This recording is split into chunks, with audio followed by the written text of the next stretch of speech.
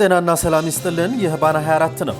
በ24 ሰዓታት ውስጥ ከነበሩ ፍጻሜዎች የዜና ክፍላችን የመረጣቸው ዘገባዎችን ወደ እናንተ እናደርሳለን። አብራችሁ እንድትቆይ እየጋበዝን በቅድሚያ ርዕሰ ጉዳዮችን እናሰማችሁ።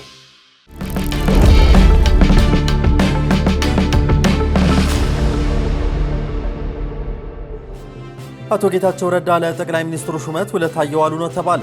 የትግራይ ህዝብና ህወሓት አንድ ነው በሚል አንድምታ የትግርኛ ተናጋሪዎች በግፍ ሰዎች አሰቃዩ፣ ሰረቁ የሚሉ ሰነዳዊ ፊልሞችን በተመሳሳይ ሰዓት ያስተላልፉ የነበሩና የጦርነት አዝማች ከነበሩ ሚዲያዎች በቅድሚያ ተጠቃሽ በሆነው የቴሌቪዥን ጣቢያ ቀርበውም የትግል ጓዶቻቸውን ሲወነጅሉ ተሰምተዋል። የትግራይ ቴሌቪዥን ተከሰሰ። እንዲሁም በክልሉ የሚገኙ 5 ተቋማት የኢትዮጵያ ህዝብ እንባ ጠባቂ ተቋም መክሰሱን አስታውቀዋል። መንግስት የጤና ባለሙያዎችን አስጠነቀቀ። የደሞዝና የጥቅማ ጥቅም ጥያቄ ያነሱ የጤና ባለሙያዎች መንግስት ምላሽ እንዲሰጥ አለበለዚያ አድማ እንደሚወጡ ካስጠነቀቁ ከሳምንታት በኋላ የሥራ ማቆም አድማውን በከፊል ጀምረዋል። መከላከያ ኢፍትሐዊ ጦርነት ላይ ነን አለ። ይህ በእንዲህ እያለ ወደ አማራ ክልል ለመግባት የኮቴ ክፍያ እየተከፈለ መሆኑን ሰምተናል። ስለ ፕሬዝዳንት ኢሳያስ አፈወርቂ የሚያትተው መጽሐፍ በአማርኛ ቋንቋ ሊታተም ነው። መጽሐፉን የሚመለከት መረጃ ይዘናል። የአሜሪካ መንግስት ከአፍሪካ ህብረት የቀረበለትን ጥያቄ ውድቅ አደረገ። በሌላ ዜና የሱዳን ጦር የምዕራብ ኮርዶፋን ከተማ ነጻ አወጣለሁ አለ። ኔታንያሁ እስራኤል ከአሜሪካ የምታገኘውን ወታደራዊ እርዳታ ማቆም አለባት ሲሉ የመከላከያ ሰራዊታቸው ራሱን መቻል አለበት ማለታቸውን ተከትሎ የተለያዩ አስተያየት እየተሰጡ ነው። ባናን ሰብስክራይብ በማድረግ ቤተሰብ ይሁኑን። የደወል ምልክቷን በመጫንም አዳዲስ መረጃዎቻችንን እንዲደርሷችሁ አድርጉ። አስተያየት በመጻፊያ ሳጥንም ሴኮንዶች መድበው የተሰማችሁን አጋሩን። ስለምትመርጡ እናመሰግናለን።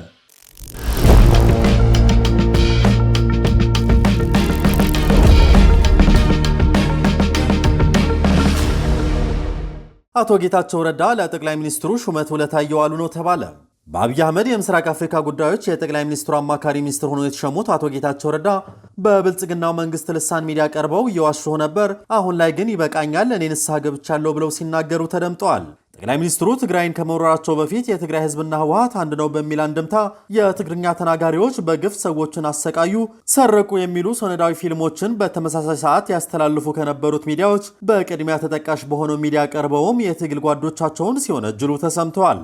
የመንግስት ገንዘብና ወርቅ በመዝረፍ እንዲሁም በህገ ወጥ የሰዎች ዝውውር ላይ ተሳትፈዋል ብለው የወነጀሏቸው 3ቱ አመራሮች ብርጋዴር ጀነራል ምግበይ ኃይለ፣ ብርጋዴር ጀነራል ኃይለ ሥላሴ ግርማይና ኮሎኔል ተወልደ ገብረትንሳኤ ይገኙባቸዋል።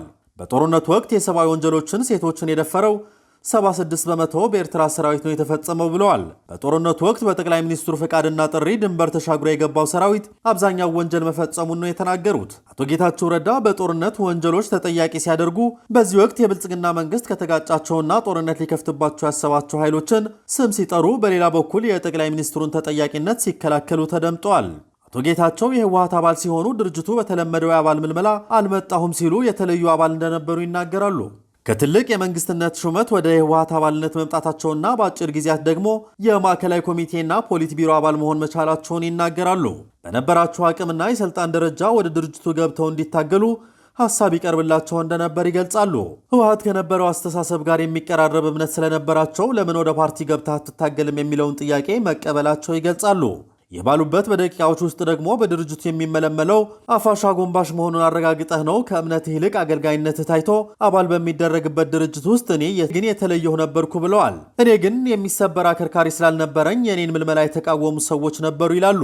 ደፋርና ተናጋሪ ለማንም እንደማያጎበድዱ በብልጽግናው መንግስት ሚዲያ ቀርበው የተናገሩት አቶ ጌታቸው ረዳ 10 ዓመታትን በከፍተኛ አመራርነት ውስጥ ሆነው ያገለገሉት ድርጅት በክልሉ ከትንሽ እስከ ትልቅ ማህበራትና ተቋማት መቆጣጠሩን ይናገራሉ።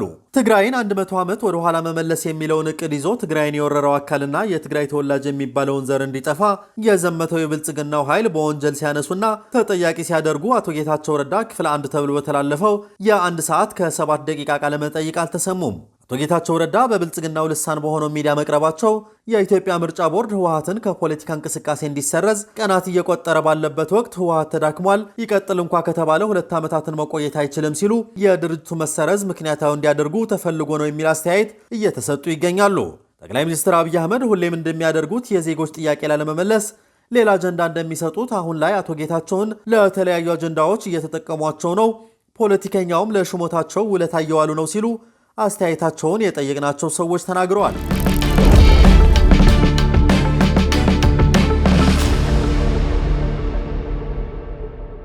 የትግራይ ቴሌቪዥን ተከሰሰ። በትግራይ ክልል የክልሉን መገናኛ ብዙሃን ጨምሮ 5 ተቋማት በመልካም አስተዳደር ችግር ከስሻለሁ ሲል የኢትዮጵያ ሕዝብ እንባ ጠባቂ ተቋም የትግራይ ቅርንጫፍ ጽሕፈት ቤት አስታወቀ። የተቋሙ የትግራይ ቅርንጫፍ ጽሕፈት ቤት ኃላፊ ፀሐይ አምባዬ 7 ተቋማት ላይ የመልካም አስተዳደር ቅሬታቸው ቀርበዋል ብለዋል። ቅሬታ ከቀረበባቸው 7 ተቋማት መካከል 2ቱ በፍጥነት አጥጋቢ ምላሽ ሲሰጡ፣ ቀሪዎቹ 5 ተቋማት ምላሽ ባለመስጠታቸውና ከድርጊታቸው ባለመቆጠባቸው የቅሬታው ትክክለኛነት ተረጋግጦና ተካሄደ በተባለው ክትትል ክስ ተመስርቶባቸዋል። ተቋማቱ የትግራይ መገናኛ ብዙሃን አብይ አዲ ከተማ ማዘጋጃ ቤት፣ የውቅሮ ከተማ ማዘጋጃ ቤት፣ የውቅሮ ከተማ መሬት አስተዳደር፣ የሐውልቲ ክፍለ ከተማ መሬት አስተዳደር ናቸው። በአጠቃላይ በእነዚህ ተቋማት ላይ ከ110 በላይ ግለሰቦች በተለያዩ ጉዳዮች ላይ በመልካም አስተዳደር ችግር ቅሬታ እንደቀረበባቸው ተናግረዋል። ከቀረቡት ቅሬታዎች መካከል ሰራተኞችን ያለአግባብ ከስራ ማሰናበት እንዲሁም ተገቢ ባልሆነ አሰራር ተገልጋዮችን ማንገላታት ይገኙበታል። የቀረበውን ቅሬታ እንዲያስተካክሉ ግብረ መልስ ተሰጥቷቸው ማስተካከያ በማድረጋቸው የክስ ሂደቱ የተቋረጠላቸው 2ቱ ተቋማት ደግሞ ግዕዝ ባንክና የትግራይ ዲጂታል ኤጀንሲ መሆናቸው ተገልጿል። በክልሉ 130 በላይ የአቤቱታ መዝገቦች የተከፈቱ ሲሆን በዚህም ከ2000 በላይ ሰዎች ተሳትፈዋል ተብሏል።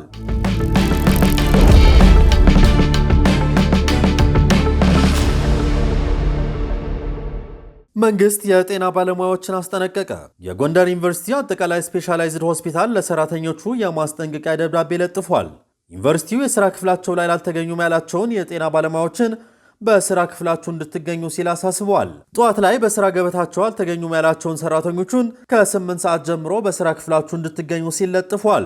የደሞዝና የጥቅማ ጥቅም ጥያቄ ያነሱ የጤና ባለሙያዎች መንግስት ምላሽ እንዲሰጥ ያለበለዚያ አድማ እንደሚወጡ ካስጠነቀቁ ሳምንታት ተቆጠሩ። የጤና ባለሙያዎቹ የመንግስትን ምላሽ ለመጠበቅ ያስቀመጡት የ30 ቀናት ቀነ ገደብም በትናንትናው ዕለት ተጠናቋል። በምናገኘው ደሞዝ መኖር አቅቶናል ሲሉ እስከዛሬ በተለያዩ መንገዶች ቅሬታቸውን ሲያሰሙ ከዘለቁት የጤና ባለሙያዎች መካከል የታሰሩም እንዳሉም በዘገባችን ማንሳታችን ይታወሳል። ይህ በእንዲህ እንዳለ በእስር ላይ የሚገኙት የኢትዮጵያ ጤና ባለሙያዎች ማህበር ፕሬዝዳንት እንዲፈቱ ዓለም አቀፉ የሰብአዊ መብት ተከራካሪው ድርጅት አምነስቲ ኢንተርናሽናል ጠይቋል። የጤና ባለሙያዎች ከተወሰኑ አንገብጋቢ የሥራ ኤመርጀንሲ ክፍሎች በስተቀር ከዛሬ ጀምሮ ሥራ የማቆም አድማ እንደሚያደርጉ አስታውቀው ነበር። በሀገር አቀፍ ደረጃ ይደረጋል የተባለው የሥራ ማቆም አድማው መጀመሩን የሚያሳዩ መረጃዎች በማኅበራዊ ትስስር ገጾች እየተዘዋወሩ ነው። የጤና ሚኒስቴር በበኩሉ ለጤናው ዘርፍ ከፍ ያለ በጀት ለመመደብ ዝግጅት እየተደረገ ነው ይላል። ዶክተር መቅደስ ዳባ የዘርፉን በጀት ከፍ ማድረግ ያስፈለገው አሁን ካለው ወቅታዊና ነባራዊ ሁኔታ አንጻር ነው ይላሉ። በኢትዮጵያ ለጤናው ዘርፍ የሚመደበው በጀት ባለፈው ዓመታት እየጨመረ ቢመጣም ከዓለም አቀፍ ስምምነቶች አንጻር ሲታይ መጠኑ ዝቅተኛ መሆኑን ተናግረዋል። ሚኒስተሩ ከፍ ያለ በጀት መድብ ያሉ ቢልም በሰላማዊ መንገድ ጥያቄያቸውን እያቀረቡ ያሉትን የጤና ባለሙያዎችን ግን እያሰረና ማስጠንቀቂያ እየሰጠ ይገኛል።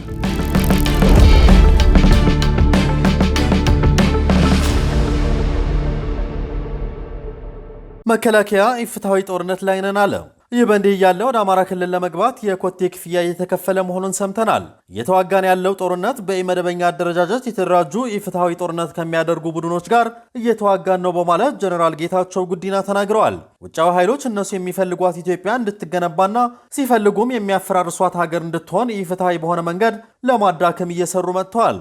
ሆኖም ሰራዊቱ ሀገሩን ለማሻገርና ሕዝብን ከአደጋ ለማዳን የሚያደርገው ጦርነት ፍትሐዊ ጦርነት ነው ሲሉ ነው ጀነራሉ ያብራሩት። ሰራዊቱ ከጦርነቱ እድገት ጋር ተያይዞ ውስብስብ ግዳጆችን እየፈጸመ ነው። ጀነራል መኮንኑ ዘመኑ የደረሰባቸውን የቴክኖሎጂ ውጤቶች በማቅረብና በማስታጠቅ እየተቃጣብን ያሉ የመደበኛ ጦርነቶች በአነስተኛ ኪሳራ ለማጠናቀቅ እንደ ተቋም ትኩረት ተሰጥቶ እየተሰራበት ነው ብለዋል።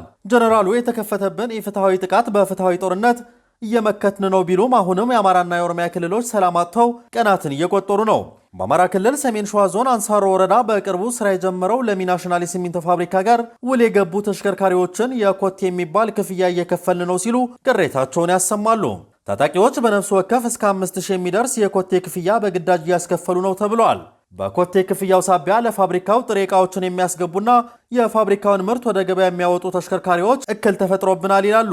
ታጣቂዎቹ ለክፍያው የአማራ ፋኖ በሸዋ የሚል የታተመ ክብ ማህተም እንደሚሰጡ አሽከርካሪዎቹ ገልጸዋል።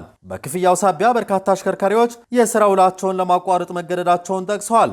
ፋብሪካው በ$600 ሚሊዮን ወጪ በተያዘው ዓመት የተመረቀው በቀን 150 ሺህ ኩንታል በላይ ሲሚንቶ እንዲያመርት ነበር።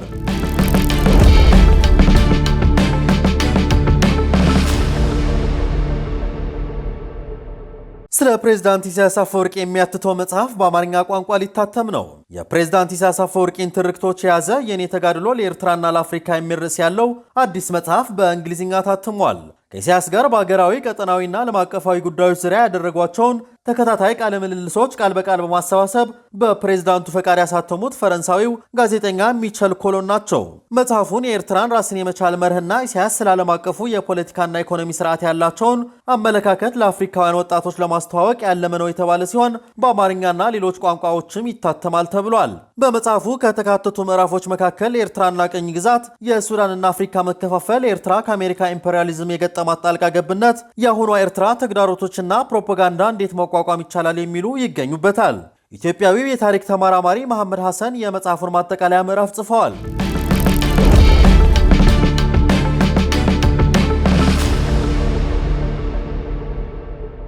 የአሜሪካ መንግስት ከአፍሪካ ህብረት የቀረበለትን ጥያቄ ውድቅ አደረገ። የአገሪቱ መንግስት በሶማሊያ ያለውን የሰላም አስከባሪ እንዲደግፍ ከአፍሪካ ህብረት የቀረበለትን ጥያቄ ውድቅ አደረገ። አሜሪካ በሶማሊያ ላለው የአፍሪካ ህብረት አዲሱ ተልዕኮ የፋይናንስ ድጋፍ እንደማታደርግ ነው የተሰማው። የአፍሪካ ህብረት ከፍተኛ አመራሮች ለተልዕኮው አሜሪካ ድጋፍ እንድታደርግ ለማሳመን ወደ ዋሽንግተን አምርቶ የነበረ ቢሆንም የአሜሪካ አመራሮች በኦፕሬሽን አለመሳካትና ሌላው የዓለም ክፍል የድርሻውን እየተወጣ አይደለም በሚል ጥያቄውን ውድቅ ማድረጋቸውን ተነግሯል። አሜሪካ ከሳምንታት በፊት ተልዕኮውን በተመለከተ በካምፓላ በተካሄደው ስብሰባ መዋቅራዊ ለውጦች ካልመጡና ሌሎች ሀገራትም በእኩል ካላዋጡ ምንም አይነት ድጋፍ እንደማታደርግ መግለጿ ይታወሳል።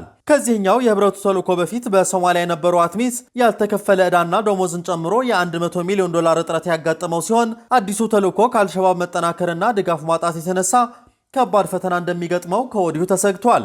የአሜሪካ መንግስት በትራምፕ አስተዳደር መመራት ከጀመረ ወዲህ በተለይም ለድሃ የአፍሪካ ሀገራት የሚውሉ እርዳታዎችን እያቋረጠ ይገኛል። እንደ ዋነኛ ምክንያትም እርዳታው ሀገራቱን ያሰንፋል የሚል ምክንያት ይሰጣል።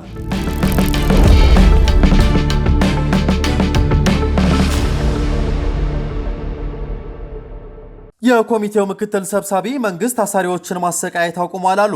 አሁን ላይ እመናትመን ተብለው በምርመራ ወቅት የሚሰቃይ ወይም ቶርች የሚደረግ የወንጀል ተጠርጣሪ የለም። ይህንንም በአካል ለመገምገም ሞክረን አንድም አላገኘንም ያሉት አቶ ኢሳ ቦሩ ናቸው።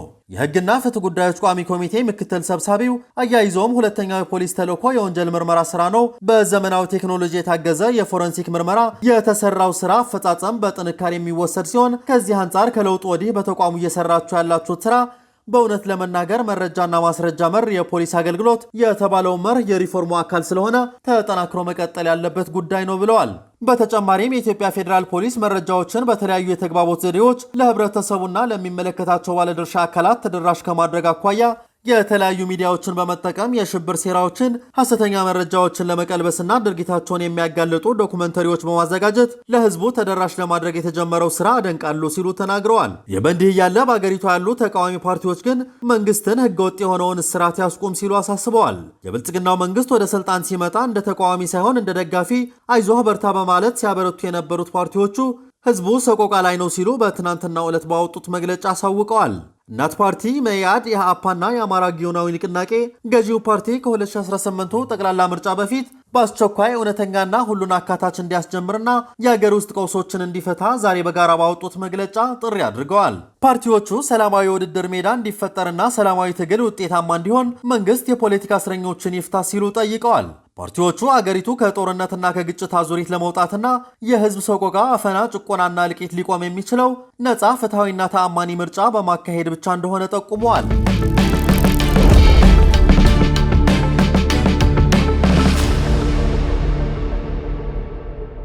የሱዳን ጦር የምዕራብ ኮርዶፋን ከተማን ነፃ ወጣሁ አለ። የሱዳን ጦር ኃይሎችና አጋሮቻቸው በምዕራብ ኮርዶፋን ግዛት ውስጥ የምትገኘውን አልኮዋይን ከተማ ከፓራሚትሪ ፈጣን ድጋፍ ሰጪ ኃይሎች አርኤስኤፍ ጋር ከፍተኛ ውጊያ ካካሄዱ በኋላ ከተማይቱን መልሶ መቆጣጠሩን ጦሩ አስታውቋል። አርኤስኤፍ በሜይ 3 ከኤል ኦቤይድ በስተ ምዕራብ 110 ኪሎ ሜትር ርቀት ላይ የምትገኘው አልኮዋይን እንደተቆጣጠሩ አስታውቀው የነበረ ሲሆን ይህ ይፋ ያደረጉት ተዋጊዎቹ በምዕራብ ኮርዶፋን ዋና ከተማ የሆነችውን ኤልናሁድን ከተቆጣጠሩ ከአንድ ቀን በኋላ ነው። ከሰራዊት ጋር የተቆራኙ ኃይሎች ሰራዊቱ፣ ጥምር ኃይሉ፣ የስለላ ኤጀንሲ፣ ልዩ ኃይልና ህዝባዊ ቅስቀሳ ተዋጊዎች አልኮዋይን ተቆጣጥረዋል ሲልም ሱዳን ትሪቡን ዘግቧል። ሱዳን ትሪቡን አረጋግጫለሁ ያላቸው በሰራዊት ድጋፍ ሰጪ የማህበራዊ ሚዲያ መድረኮች ላይ የተለጠፉት ቪዲዮዎች በአልኮዋይ የሚገኙ የጦር ሰራዊት ወታደሮችና አጋር ተዋጊዎች በነዋሪዎች አቀባበል ተደርጎላቸዋል። ተንቀሳቃሽ ምስሎች አርኤስኤፍ ጉልህ የሆነ የተሽከርካሪ ኪሳራ እንደደረሰበት ያሳያሉ። የዳርፉር ክልል ገዥና የጋራ ኃይል ቁልፍ ሰው የሆኑት ሚኒሚናዊ በኤክስ ላይ የአልኳይና በአቅራቢያ የሚገኘው ከተማ እንደገና መያዙን አረጋግጠዋል። የኩራትና የባለቤትነት ትርጉሞችን የያዘው የዚህ የጀግንነት ጦርነት ዝርዝር መረጃ እንዲያካፍሉ ለከተማው ነዋሪዎች እንተዋዋለን ሲልም ሚናዊ አክሏል። ሰራዊቱ ከሰሜን ኮርዶፋን ዋና ከተማ ከኤል ኦቤይድ ተነስቶ ቅዳሜ ዕለት በኮርዶፋን ላይ ሰፊ ወታደራዊ እንቅስቃሴ ጀምሯል። ሰራዊቱና አጋሮቹ በምዕራብ ኮርዶፋን ኦፕሬሽን በኩል ወደ ሰሜን ዳርፉር ግዛት ለማቅናትና የግዛቱ ዋና ከተማ በሆነችው በኤልፋሽርና ቁልፍ ከተማ ላይ የአርኤስኤፍ ከበባ ለመስበር ዓላማቸው መሆኑ ተገልጿል።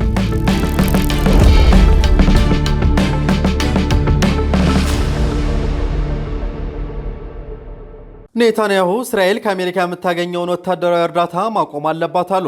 የእስራኤል ጠቅላይ ሚኒስትር እስራኤል ከአሜሪካ የምታገኘውን በቢሊዮን የሚቆጠር ዶላር ወታደራዊ እርዳታ ማቋረጥ እንደምትጀምር ሐሳብ ማቅረባቸውን ማሪቭ ዕለታዊ ዘግቧል።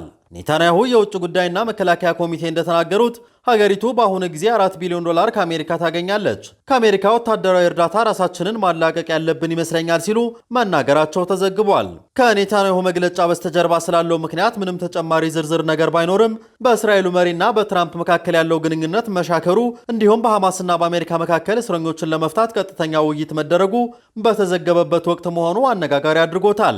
ሐማስ የዩናይትድ ስቴትስና የእስራኤል ዜግነት ያለውን ምርኮኛ ኤዳን አሌክሳንደርን ለማስለቀቅ ማወጁን ተከትሎ በምንም መልኩ የተኩስ አቁም ቃል አልገባም፣ ነገር ግን እርምጃውን ለማመቻቸት ደህንነቱ የተጠበቀ ኮሪደር አቋቁማለሁ ብላለች። የእስራኤል ጦር በጋዛ ላይ የቦምብ ድብደባ እንደቀጠለ ሲሆን ከትምህርት ቤት ወደ መጠለያ በተለወጠ ስፍራ ውስጥ ቢያንስ 17 ሰዎች ተገድለዋል።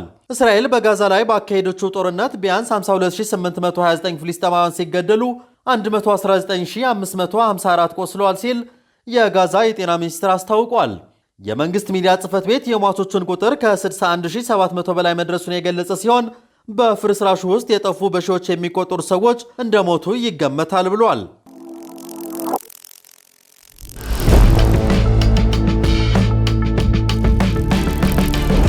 ባና ሚዲያን እያደመጣችሁ ስለቆያችሁን ከልብ እናመሰግናለን። ባናን ሳብስክራይብ በማድረግ ቤተሰብ ይሁኑን። የደወል ምልክቷን በመጫንም አዳዲስ መረጃዎችን እንዲደርሳችሁ አድርጉ። አስተያየት በመጻፊያ ሳጥንም ሰኮንዶችን መድበው የተሰማችሁን አጋሩን።